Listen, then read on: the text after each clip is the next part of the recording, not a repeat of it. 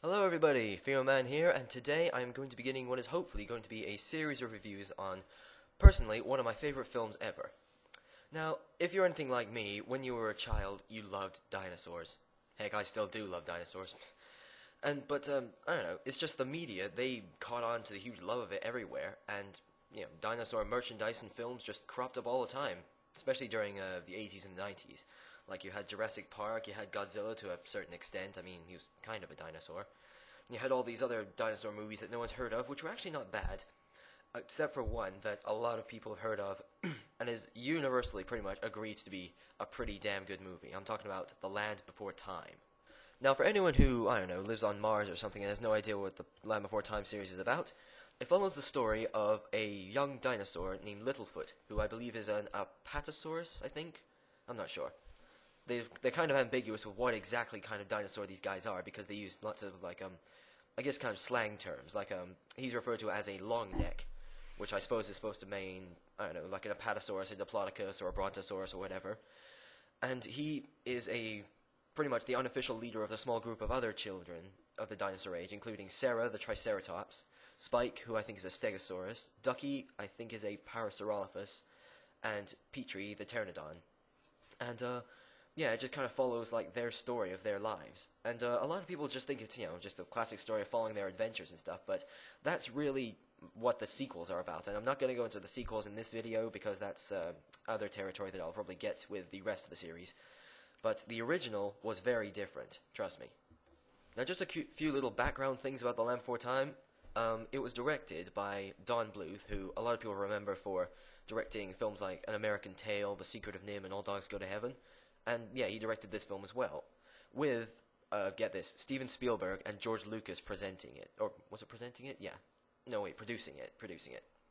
And, yeah, so that's pretty impressive. Like, I look at that on the cover, and I'm just thinking, wow, you got Don Bluth, Steven Spielberg, and George Lucas. All you need now is either John Williams or Danny Elfman doing the soundtrack, and you'd have, the perfect movie for me. And then, maybe Johnny Depp doing, a voice acting for one character, but still, I'm getting ahead of myself. Now, I'm not going to reveal too much of the story because, well, I don't know, I just don't want to spoil it for people who haven't seen this movie. But it follows Littlefoot as he's growing up, well, kind of. We see him hatching, then we see him years later as, a young child. And we see him and his herd who are trying to get to a place called the Great Valley, which is apparently a sort of Garden of Eden kind of place in the dinosaur world. But unfortunately, because of unforeseen circumstances, such as a T-Rex attacking his herd, and an earthquake, which is apparently quite commonplace in those times, he ends up getting separated from his grandparents and his mother. And speaking of the mother, let's say that he gets separated from her in more ways than one. Just saying. I'm not going to tell you what happens, just saying. And he ends up encountering a group of the other, children who have been separated from their parents during the Great Earthquake. First he meets Ducky, I think. No, wait, he first meets Sarah, who at first doesn't want his help and goes off on her own, but as soon as she encounters the T-Rex again, who's known as Sharptooth, she pretty much joins the herd again because she's absolutely terrified of him. But she doesn't reveal this. She tried to keep up a brave front, claiming that she just came back to warn them. But yeah, it's pretty obvious. She kind of becomes kind of the jerk with a heart of gold in this film, if you know what I mean. She appears to be a complete douchebag, but we all know that she really does kind of love the guys. And then he also meets up with Ducky, who basically breaks him out of his depression after being separated because of her naturally cheery attitude. We see her throughout the whole series, and she just becomes a really chirpy character. In fact, one of the later films, she actually has to ask how to get angry. Seriously, she's that, cheery. She doesn't actually know how to get angry. And later they meet up with Petrie, who's a kind of slightly quirky aerophobic flyer, oddly enough. And he basically serves as comic relief in this film, pretty much. And a lot of reviewers didn't really like that. A lot of the critics mainly cited Petrie as one of the problems in the film. But not me. I like the comic relief characters. They're funny. And he was always one of my favorite characters. Just, he's a goof. He's silly. He's quirky. And he's very cartoony. Even in context with this film, which is a cartoon, he seems even more cartoony than the rest of them. I hope you can understand what I'm saying there. But anyway, then they meet up with Spike, who is, just a constant eater. And I don't know, it's just kind of a running joke that every now and then he'll just, go off, and people will think he's got an idea or something, but it turns out he's just found some food and he just starts eating. And he never talks. That's one interesting thing about Spike. He never actually speaks. He does speak later in the series, but only a little bit. I don't know, he'll say a word or two. And yeah, usually it's something pretty big that has to force him to say that, like, his life being in danger or someone else's life being in danger. But once again, I'm getting ahead of myself. Save that for the other videos. And it follows the group of them, like, traveling across, trying to avoid Sharptooth, who appears every now and then to, harass them. And eventually, at the end, they have to, they just decide to get rid of him once and for all. And, well, I'm not going to tell you whether that plan works, because once again, I don't want to spoil too much, but needless to say, it's a pretty cool outcome. And judging by the fact that there's a lot of sequels, I think you can guess the outcome.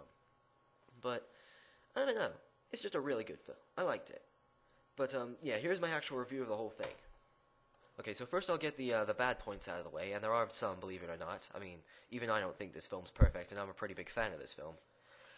First of all, the length. It's just above 1 hour long, and that's, I don't know, it just doesn't feel like a feature film to me. It's like 1 hour and 9 minutes long.